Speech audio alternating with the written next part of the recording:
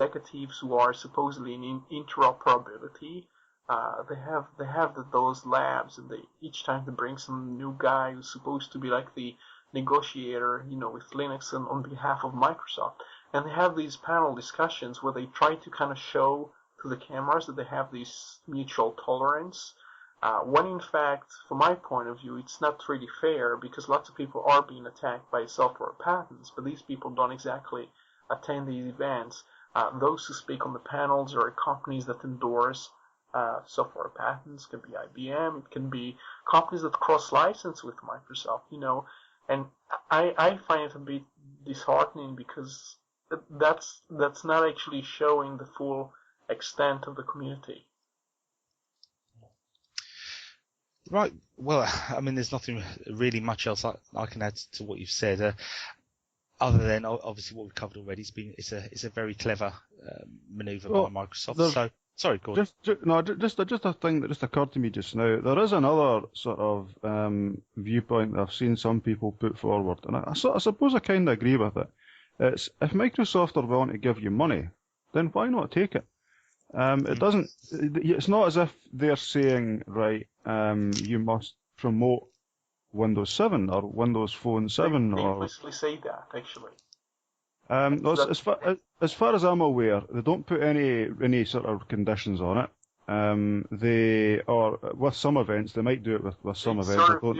They sort of do. I can correct you on that. One of the points made by Stallman before is when you're a sponsor of a conference, you usually get one of the positions in keynotes. You then get to be respected in all kinds of documentations, and you get to have you have to get a bit of a space in the conference. You get a bigger booth, for example. You get more presence, and maybe somebody calls out your name and spreads flyers around. That's part of how they attract the sponsors, and Microsoft is going to be no exception to that. The question is, do they want to participate in promoting the software, things like Windows, and develop free software and make it run only on Windows, or use .NET? I mean, is this really beneficial to the focus of something like Linux Tag? And I think that's not the case, and this is why people got angry, and people did get angry. I mean, I'm not just. Some people suppress this, and I get emails. Yesterday I got a few emails, and people would send me photos, and they complain about Microsoft being at the event.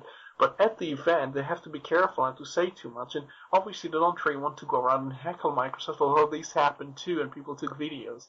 So in one case, people kind of smear kind of red paint and make it look like blood on the booth of Microsoft at the back of the booth. In one case, a guy came there, and he was wearing some kind of costume and made a whole scene around the booth of Microsoft, and obviously it was filmed, and they put it on YouTube or whatever.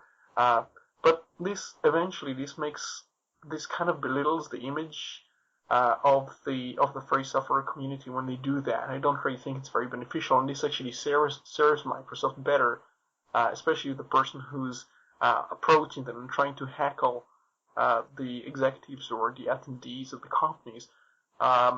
Kind of misbehaves or makes it look kind of immature.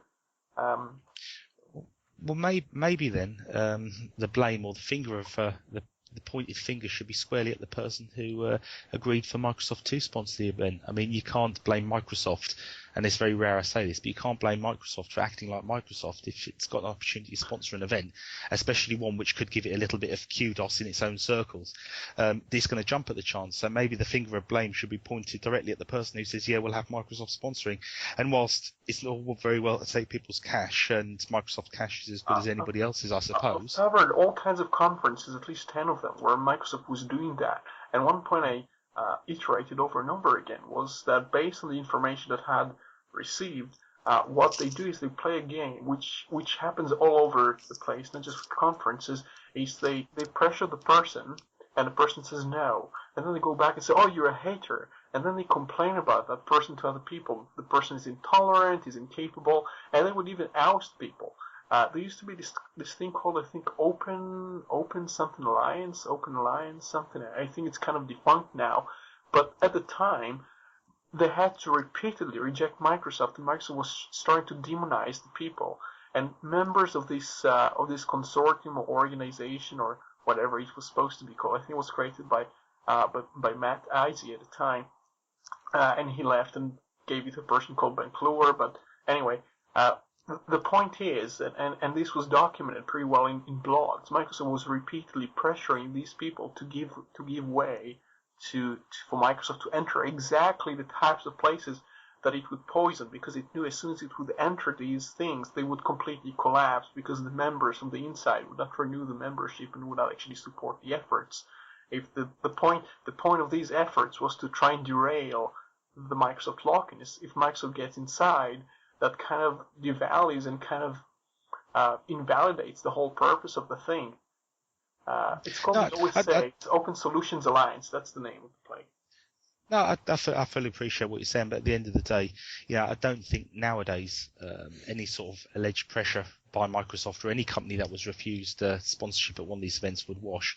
I think, I personally think that now, especially 2010, 2011, people are a lot wiser to all these type of attempts to cheapen other people's views, to all this PR, all this fakeness that comes from companies. I mean, if you just look at the latest Microsoft campaigns, I mean, the Windows 7 parties, remember how they were ripped apart in the press virtually the same day they were released.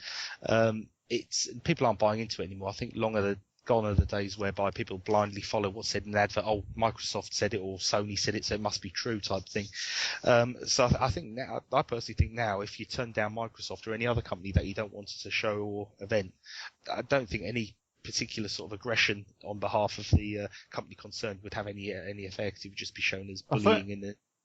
Sorry, I think this is very like spam, or like when you get an email that says, "Oh, I'm a rich Nigerian prince that I've got all this money that I need to get out of the country." Well, people who have been on the internet for 6 months plus, they start to become a bit more educated. They spot that and say, "Oh, that's spam, just delete it."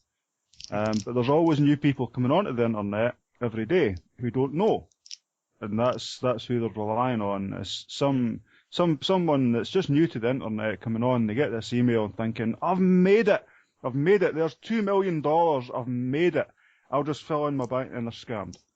So I think that sort of parallels, as much as, yes, people are more aware of it, and they just don't accept it. There's plenty more people who are new to it and are not aware of, I mean, my parents, for example, they see Microsoft and they judge the public perception of or the public PR of Microsoft. They see, oh, they're a FTSE 100 company. Everyone knows Microsoft. They're in every store. They must be a huge company. They must have got there on merit. They must have done a lot of things right to get where they are, because if all these other things that you're saying are good enough, they would have unseated Microsoft. So they don't see the details of how they get where they are. They just see the fact that they are where they are. And there's all these sort of laws around the world that, well, if they were lying about X, Y, and Z, they would have been caught and they'd have lawsuits, but they don't look at all the details.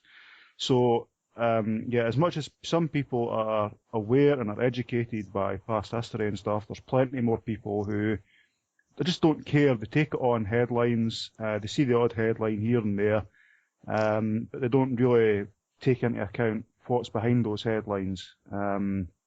And they just buy into the PR, basically. The more of it that there is that appear to come from, quote, genuine or protected sources, I don't know the right word, official sources like newspapers. Newspapers can't officially lie. They can distort the truth, but they can't officially lie.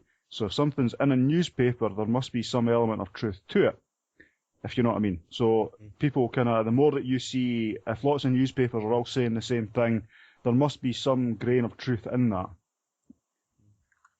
Well, if I may, if we can stay on the topic of sort of PR for a quick second, Roy, I hope you don't mind, unless you had anything else to add to what Gordon just said. I just basically want to add a quick bit about a dent I made the other day in regards to some MVP interviews. Now, I did intend to have a whole list of comical little slogans and catchphrases, which I'd read off many of these interviews in inverted commas. But basically, from what I saw, it was newly elected, voted in, whatever you want to call them, Microsoft MVPs were being asked a couple of questions about how great it was to be a Microsoft MVP, and it was all pretty much predictable stuff. the one thing that concerned me, and I will have these to quote, I'm doing a little article on it at the moment, but like I say, because we jumped into the show quite quickly, so I didn't have time to prepare anything, so you'll have to wait either to the next show or have a look on my